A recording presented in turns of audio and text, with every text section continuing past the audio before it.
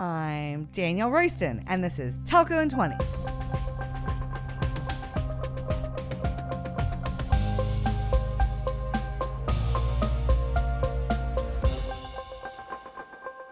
Hey, telco execs, I got a hot tip for you. Buying a mobile phone and selecting a phone plan is not the easy process you think it is.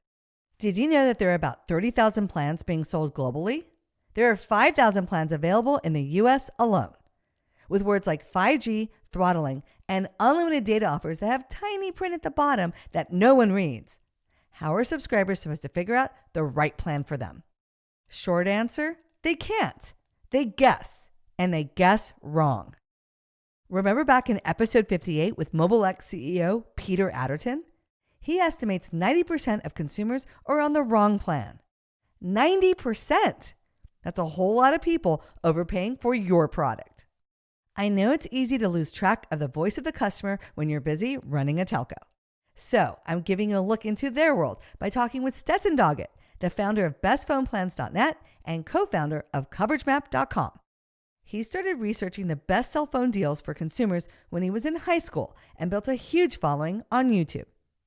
His channel has over 100,000 subscribers and his top video has more than 2 million views. Wowzers! Today, we're going to dig into the real reasons customers churn, Stetson's best tips for saving money on a plan, and the crazy amount Stetson spends on his own mobile service. So, let's take 20. Stetson Doggett is founder of bestphoneplans.net and co-founder of coveragemap.com and is one of my friends on X or Twitter, whatever we're calling it now. Hi, Stetson. Welcome to Telco in 20. Hi, DR. It's great to be here. Thank you for having me on the show. I'm so excited to have you on the podcast. I became friends with you and found out about you on Twitter when you interviewed Peter Adderton, and I've been following you ever since. You put out such great content, so let's talk about it. First of all, I'm a big fan of yours and your best cell phone plans website. You found this niche in being an expert on phone plans in the United States, and you have a huge following, over 100,000 subscribers on your YouTube channel. That's so awesome. I love the story behind this. I think you launched bestphoneplans.net your senior year of university as a final project for one of your classes. So tell me all about that. Yes, I was going to Ithaca College, sitting in my dorm room, picking courses for my spring 2019 senior year, and I saw the computer science department offering an independent project where you could pitch the faculty a project and get academic credit for it. Cool. I had previously designed and hand-coded a website comparing cell phone plans, but being hand-coded, it was brutal to update any price changes or information changes. Yeah. So I thought, what if I moved the website from being hand-coded to actually being on a proper CMS? Yeah. So that is what I did my spring 2019 senior year as a project, got academic credit for it, and also ended up building the foundation for what is now my full-time job, which was really cool. That is super awesome. And so are you a computer science major? I was a communication management and design major. So everything related to presentation, graphic design, internal and external business communication, things I would say I definitely use every day, but not computer science at all. It was just an extra class that I found. That's super cool. And so now you're sort of in the telco industry. Yeah, now I'm in the telco industry, which I love. Yeah, I don't think as a little boy, you're like, this is what I dream of, but this is where you've ended up. Never would have thought of it. Absolutely. That's awesome. And so this is a B2C site, not a B2B site. And you're really focused on helping consumers find the best deals for their mobile phone service. You probably talk to a lot of users or see a lot of comments. What do you think is the number one reason customers start shopping around for a new phone plan, assuming they already have a plan and already have a provider? What's making them switch? I think the number one reason is going to be price, especially coming out of the last 2 years where we had a pandemic. Economic times may have been more difficult for some people. We saw the ACP program launch to help make connectivity more affordable. I really think there's a large portion of consumers who are price conscious. And that's where researching and learning more about MVNOs and prepaid providers really comes into play. And that's where I bring my expertise, where the Best Phone Plans website is really designed to help people compare the prepaid plans and see exactly how they stack up with the postpaid offerings so they can learn what they might be sacrificing or compromising to get a more affordable rate. But I think price, number one reason is why people switch plans. And you don't think it's coverage? I think inside the telco industry, people I talk to think it's more coverage driven. I'm getting a lot of dropped calls, or maybe I moved and it used to work at my old address really well, but now at my new address, it's not as good. You really think it's price consciousness over the coverage quality? That's a great question. I think coverage used to be a way bigger factor in the era of Sprint versus T-Mobile versus Verizon versus AT&T. People were definitely willing to pay more to get on a better network. Yeah. I think in this era of 5G, we're really starting to see network parity where it almost doesn't matter what network you choose. You're going to get good service in pretty much all the major cities across the US. And it's these sort of niche edge cases where you're traveling through a national park or you're doing a road trip across the country where you'll start to notice the bigger gaps in coverage on some of the networks. But yeah, I think price. I mean, what is Dish banking on when they launch their brand new network? Yeah. I think they're banking on being able to come in with a lower price to get consumers to switch because there is no way they're going to be able to compete on coverage. That's crazy. I mean, it's going to bum out those network providers because they really work so hard to tout how they're the best or they're better than their competitor. And they spend billions of dollars acquiring spectrum and building these networks. And to hear you say, you kind of can't tell the difference. I mean, that is going to be just a brutal, hard pill to swallow. So I feel for them. Yeah. If it's all coming down to price, for example, I'm on an expensive unlimited plan on one of the MNOs, the major networks. And just all things being equal, assuming I'm kind of like your average consumer in the United States, what's your advice? What do you tell people is the best way to save money on their phone plans? Yeah, I think the easiest way for someone to save money is to just see if they're eligible for any discounts. All of the MNOs are going to offer discounts for military veterans, first responders, teachers, nurses, physicians, students. Yeah. So go see if you're eligible. Yeah. You can typically knock maybe $10, $20 per month off your bill. Wow. And T-Mobile even has a 55 plus discount. So if you're just 55 years or older, they'll give you a better rate. I'm not that old yet, Stetson, but thanks for making me feel old. Sorry. I'm kidding. Yeah. I'm 53, but close. I'm going to look forward to that. Yeah, you'll get a discount. It's a great 55 birthday present. Another great way is if you're paying for an MNO plan. Yeah.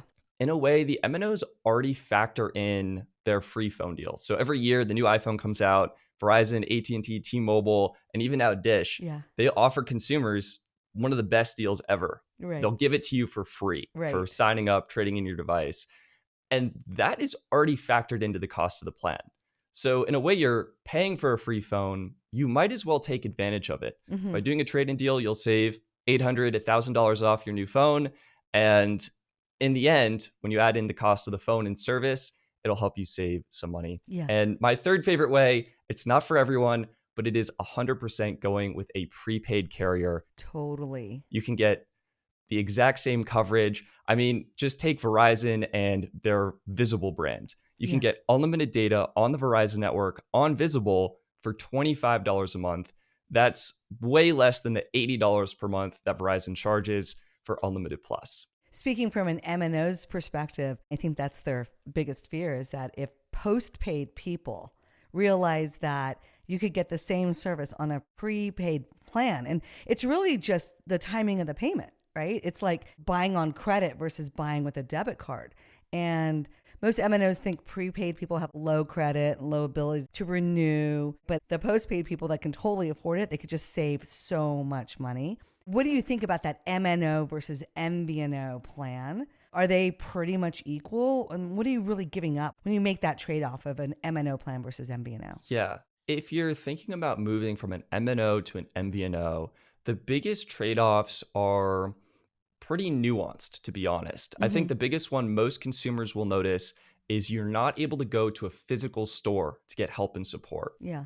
A big way these prepaid carriers, these MVNOs, are able to offer such affordable rates is they're online only. Yeah. People go on the website, they sign up, and they get activated that way. But ever since COVID, I mean, who cares about a store, right? I don't want to go to a store. Please do it all online, right?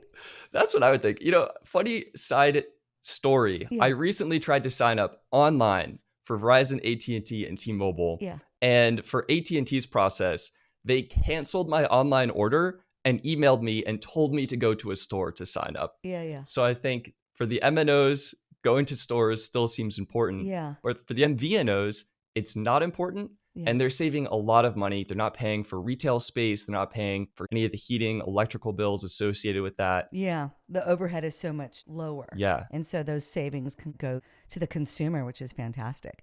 Do you think that there's a difference in terms of the quality of experience? I sort of think MVNOs might get deprioritized on the MNO's network. Do you really see that in action when you start to measure it? That's a great question and a great point.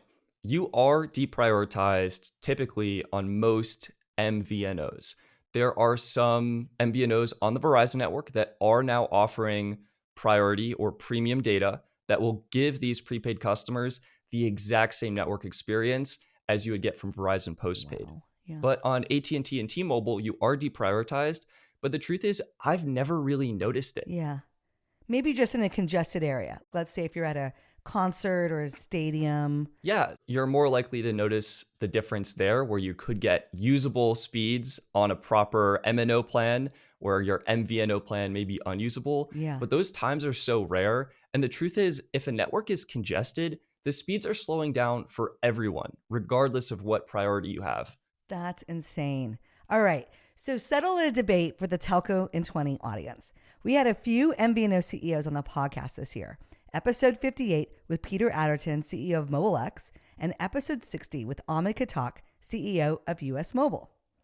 Peter thinks people don't know how much data they need and use, and Ahmed is in the other camp. They think people totally know what they need and use. And so, what do you think? Do people know what they need? This is a great question. Kind of makes me chuckle.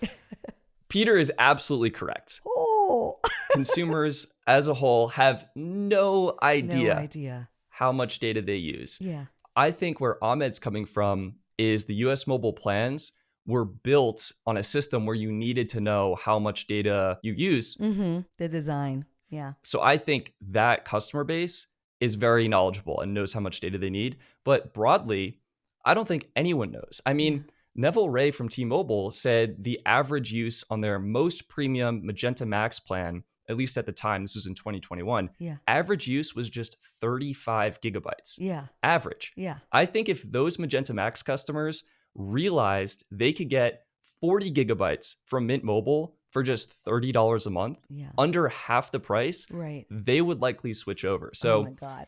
yeah, I think the reality is people are paying for data they don't use. Yeah. And that's Peter's big point. He's on X all the time talking about that. And he has this new MVNO Mobile X. I think they call it Live and Learn, where you like use it for 10 days and it tells you exactly what you need down to, I think, the 100th decimal point. Yeah. And he prices that out for you, and then it's constantly optimizing. And so, yeah, they got into a little bit of a Twitter back and forth. And I was like, fight.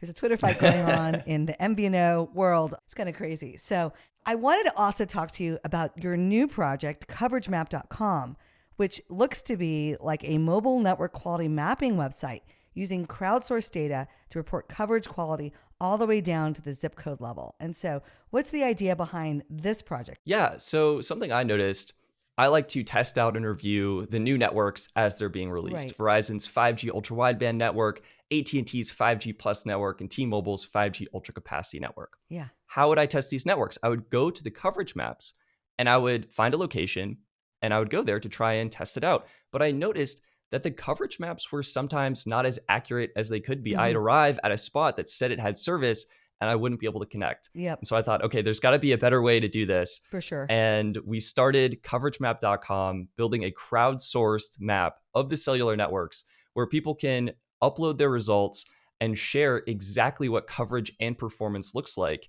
on any network in their area. I mean, it's kind of like Waze for traffic or speed test. Exactly. To use for like internet service. Yeah. Exactly. And there's a huge difference too between having a bar of reception on your phone and actually having usable data speeds. And I think that's what we're hoping to build with this map, is a real picture of what the networks actually look like, not only in terms of coverage areas and footprints, but in terms of performance, which is a really unique application. Well, that's what's been driving me crazy about the MNOs is I remember when I bought my very first cell phone, I was about 22 and it was the 90s. And the coverage map of the 90s actually hasn't changed to today. It's a giant picture of the United States with their logo, their brand color, blue or pink or red. And they're like, we have coverage. But I'm in Texas. I'm in Austin. I'm on this street. I'm in this house. My routes are different than other people. And so the only way you knew if the coverage was right for you was by using it. Yeah. And so I think this is a really cool idea. How many people have contributed to uploading their coverage data for you? We've had almost 6,000 users contribute their data to the project, and we're almost at 3 million total tests mapped in real time on our engine.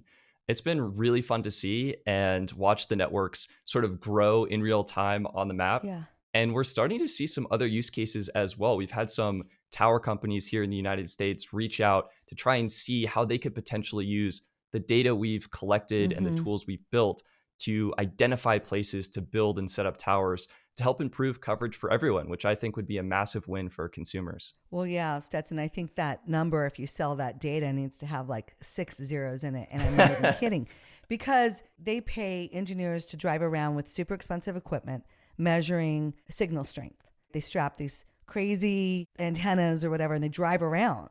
And one idea I had for one telco was, couldn't you partner with Uber to like drive the equipment for you? But your idea also works too, the crowdsourced data. And so it's super cool what you're doing and helping really give clarity to the consumer. Will this network work for me? Yeah. And so is there a bigger strategy here for coveragemap.com? Is that what you are trying to do, is sell data back to the telcos? Or is it really just a labor of love? You really wanted to see the difference between the networks at a hyper local level. Right now, it really is a labor of love. Yeah. We didn't really launch to be profitable. We launched for consumers. Yeah. I'm a consumer myself. I wanted this tool. And so we built out this interactive map. And we also built sort of a coverage check tool where consumers can go in, enter your zip code, and using all the sources of information we have, our speed test data, the signal strength data from the FCC, and other data, we present what network will likely be best in your area after combining all of that. So we're trying to make it easy for consumers to just enter the zip code, figure out what's best, and then pick a plan that uses that network. Yeah, that's super awesome and super helpful. And so I love how you're helping the regular Joes out there get the best service and save the most money on their cell phone plans. It's totally awesome. As the world's expert on all the plans and offerings in the US, what plan are you on? And what does your cell phone bill look like at the end of each month? That's a great question. The irony is, because I review cell phone plans, I have now signed up for so many that my personal bill is $548.87 right now. That's insane. It's outrageous. But it's your job. Hopefully you're expensing. Yeah. It's at a business expense. That's so funny. Exactly. How many phones do you have on you? On my person, I'll travel with 3, one for each network typically. Yeah, to test it as you're going around the world. Yeah, you got to do that. Yeah. Absolutely. And then in terms of actual devices, this morning I had 23 phones. The new iPhone comes out today, so that's going to bump up to 25 probably by the end of next week. Oh my God, that's awesome. Well, Stetson, I've learned something on this conversation about how to save money, the differences between MNOs and MVNOs. And so Stetson, great to talk to you. Thanks so much for coming onto the podcast. Thank you so much for having me. Awesome. Stick around because we're ending each podcast with a Telco in 20 takeaway. I have 20 seconds to tell you something you need to know. Did you hear Stetson say that the carrier networks are all becoming the same? With almost no differentiation between providers, it's no longer about coverage for customers. Today, people change carriers because of price, and competing on price is a race to the bottom. To stay ahead, it's time to start focusing on the subscriber experience. No longer can you skate by with a terrible Net Promoter Score. MNOs, you're gonna have to up your customer experience game. And MVNOs, this is your moment. With tools like Totogi's Charging as a Service, you can start using subscriber data to automatically generate hyper-personalized plans for each individual customer. And creating excellent personalized experiences is how you build true customer loyalty. I'll be talking more about how to use AI to create awesome customer journeys during my keynote at MVNO Nation Live next week in Valencia, Spain. Olé! Totogi is hosting a working session there too, with only 20 spots available. So if you want to see how we can stop churn and increase revenue, get your butt to Valencia and put your name on the list. And want to spend even more time with me? Then listen to more Telco in 20 episodes. Follow the podcast, share it with your colleagues, and leave us a 5-star review. Shoot me a DM on LinkedIn or X at TelcoDR and sign up for my super awesome email newsletter. And I want to have 100,000 YouTube subscribers just like Stetson. I currently have 276, so help a girl out. Head over to our awesome YouTube channel and hit that subscribe button today. Later, nerds!